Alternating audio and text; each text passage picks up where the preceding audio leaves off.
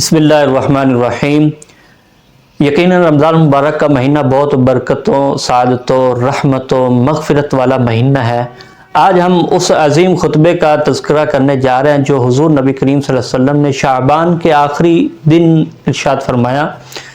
رمضان کے استقبال میں حضور علیہ الصلوۃ والسلام نے اس خطبے کو ارشاد فرمایا، صحابہ کرام کو جمع فرمایا اور حضرت سلمان فارسی رضی اللہ تعالیٰ عنہ سے یہ خطبہ مروی حدیث مروی ہے کہ نبی پاک صلی اللہ تعالیٰ علیہ وسلم نے ہمیں شعبان کے آخری دن خطبہ ارشاد فرمایا اور فرمایا، یا ایھا الناس قد اظلکم شہر عظیم مبارک، اے لوگو تم پر ایک عظمتوں والا مہینہ سایہ فگن ہو رہا ہے۔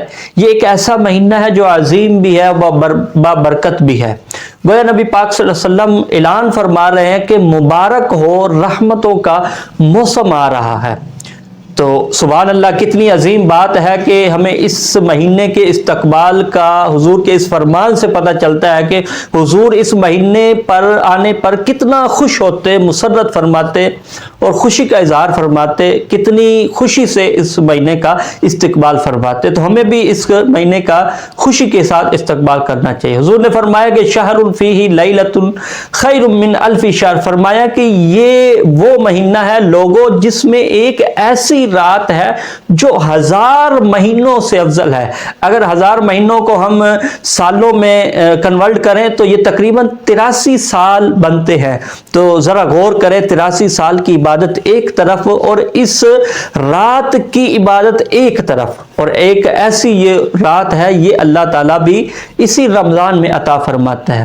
پھر آگے حضور نے فرمایا، جعل اللہ تعالی صیامہ فریضۃ، اللہ تعالیٰ نے اس ماہ مبارک کے روزے جو ہے نا وہ فرض قرار دی ہے۔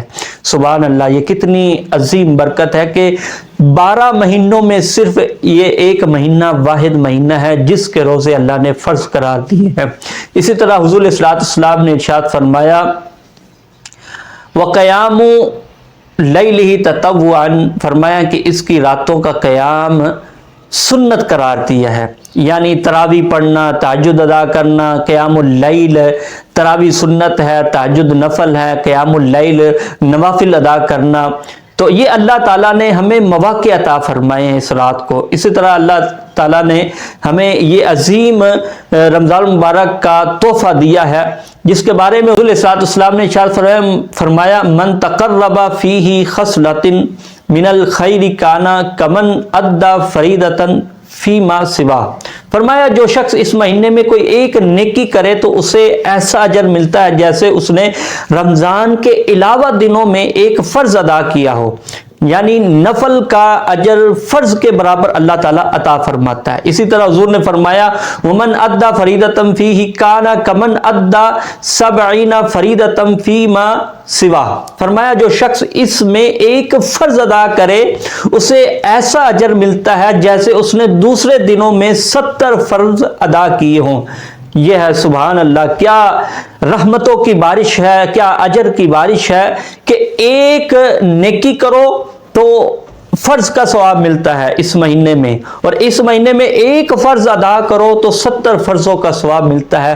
تو اس ماہ مبارک کا آپ استقبال کریں، نیکیوں کے ساتھ استقبال کریں، اللہ تعالیٰ کی مغفرت کے ساتھ استقبال کریں، گناہوں سے توبہ کے ساتھ استقبال کریں۔ اس مہینے کا آپ قرآن کی تلاوت کے ساتھ استقبال کریں، اس مہینے کا آپ استقبال کریں، حضور کی سنتوں پر عمل کر کے استقبال کریں، لوگوں کے ساتھ خیرات بانٹ کر استقبال کریں، رشتہ داروں کے ساتھ اچھا سلوک کر کے استقبال کریں، اپنے غلاموں، اپنے خادمین کے ساتھ اچھا سلوک کر کے آپ اس ماہ مبارک کا استقبال کریں۔ ماہ مبارک میں آپ قرآن کی کثرت سے کریں، قرآن کو سمجھیں، اس پر عمل کریں، اسی طرح ذکر و اذکار کریں۔ حضور نے ہمیں تعلیمات دی ہیں کہ اس مہینے میں آپ لا الہ، اللہ کی وحدانیت کا کثرت کے ساتھ ذکر کریں، لا الہ کا ورد کریں، استغفار کریں، کثرت کثرت کے ساتھ استغفار کریں، جنت طلب کریں اللہ سے، جہنم سے آزادی طلب کریں اور اللہ تعالیٰ سے مغفرت کا سوال کریں۔ یہ وہ بابرکت مہینہ ہے جس کا پہلا عشرہ رحمت ہے،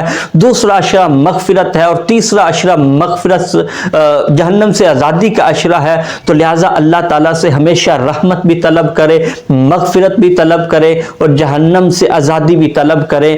اپنے لیے، اپنے عزیز و اقربا کے لیے دعائیں کریں۔ اللہ تعالیٰ ہم سب کو اس مہینے کی ڈھیروں ڈھیر برکتیں حاصل کرنے کی توفیق عطا فرمائے، ہمارے رزق، جان، مال، اولاد میں برکتیں وسعتیں عطا فرمائے۔ اللہ تعالیٰ عمل کی توفیق عطا فرمائے۔ والسلام۔